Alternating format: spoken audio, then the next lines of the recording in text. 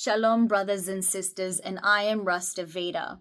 We all know that Yeshua fulfilled the covenant of Abraham, Isaac, and Jacob. Now, the Ruach HaKodesh the last week has been giving me some interesting, simple revelations and connections in how did Yeshua do this. So I wrote my notes here, and the last week he just kept telling me the number 10.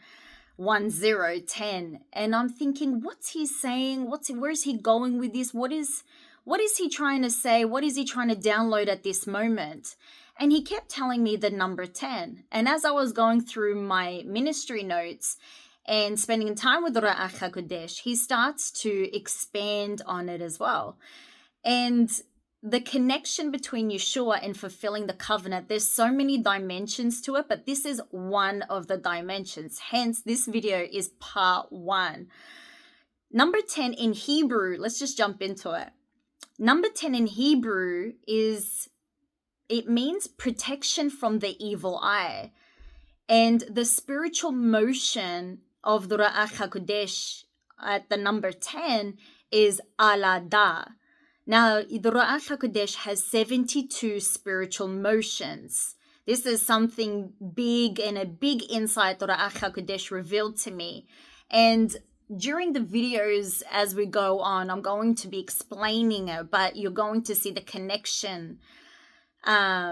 Why 72, you say? Well, 72 means spiritual cleansing. So there's motions that the Ruach HaKodesh takes in the realm and movement in order to how he changes the atmosphere, how he speaks to people, and there's number connections there because there's 72 dimensions to him.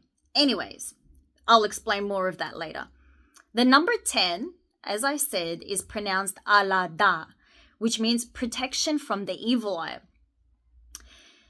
I'm going to be posting all the references and the biblical scriptures and, from the Apocrypha as well. Some of the references that Ruach HaKodesh broadened my wisdom, knowledge, and understanding in this case, and hopefully it will do for you too. I'm going to be posting it, and yes, it is higher and deeper than the Bible, but let's connect how a part of the revelation, how did Yeshua fulfill the covenant of Abraham, Isaac, and Jacob? Why the emphasis? Let's jump into it. So in case you haven't noticed, Abraham actually went through 10 trials of his mindset. And this starts from the book of Jasher, chapter 8. I'm going to be posting these references. So in calculation, as I was reading the book of Jasher, Abraham went through 10 trials of his mindset. Why? Because he was separating Adonai was using him to separate his mindset from his forefathers. Now, as you read in the book of Jasher, Terah, Abraham's father, was idolatrous, he was a murderer, and he had a very, very evil mindset. So Abraham had to protect his mindset from the evil eye of the enemy, from his forefathers, to not be like his forefathers. That's why he was separated from Terah, and he took Adonai's hand and was called his friend as he walked in spiritual truth and understanding, as Adonai showed him the stars and explained life to him and became very, very close with Adonai, and Adonai became his heavenly father. There's 10 trials of his mindset. Now, in Isaac, he went through 10 heart trials to separate his heart from the past to the future, from a heart of stone to a heart of flesh. Isaac went through 10 heart trials. This can be found in the book of Genesis, chapter 26 onwards, and the book of Jubilees, chapter 24 onwards. I'm just looking at my notes here because there's a lot of information. And if you calculate, he was tested 10 times in his heart. First and foremost, we all know that his heart was tested when the binding of Isaac, the first trial was from his own father, Abraham, being circumcised, about to be slaughtered on the top of the mountain. That was his first trial. But if you calculate, he went through 10 hard trials to show his perseverance. Jacob.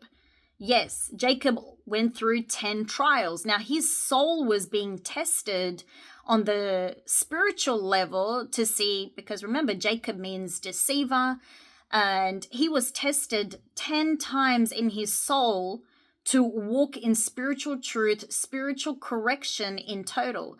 This can be found in Genesis 27 onwards. And so he was deceived many times. His wages was changed. Laban wasn't good to him. Even his wife was switched on the wedding night. So he was spiritually betrayed, and he showed his loyalty and perseverance through the trials in there. Now, as you can see, Abraham, Isaac, and Jacob went through 10 trials.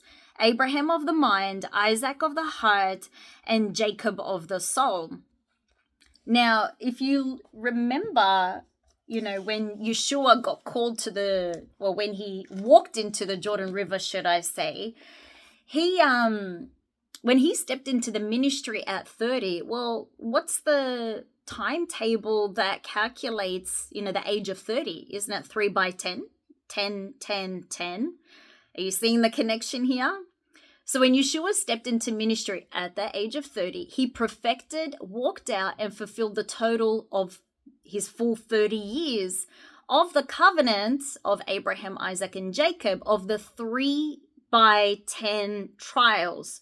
So that means before Yeshua walked into the Jordan River, he perfected the mind trials of Abraham, the heart trials of Isaac, the soul trials of Jacob. So, you can understand what his childhood would have been as he was growing up. But he walked in perfection. And once he fulfilled it at the age of 30, 10, 10, 10, being protected from the evil eye of the enemy, he walked into the Jordan River perfect at the age of 30. With all their trials combined together. In Hebrew, the number 30 actually means glory. So as Yeshua entered glory when he stepped into the Jordan River at the age of 30 for ministry, well, guess what the 30th spiritual motion of the Ruach HaKodesh is?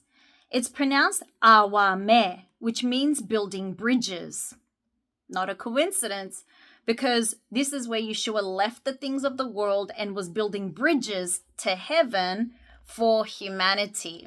Can you see how that is one revelation of how he perfected of the covenant of the forefathers as well? Interesting fact. More to come. Shalom.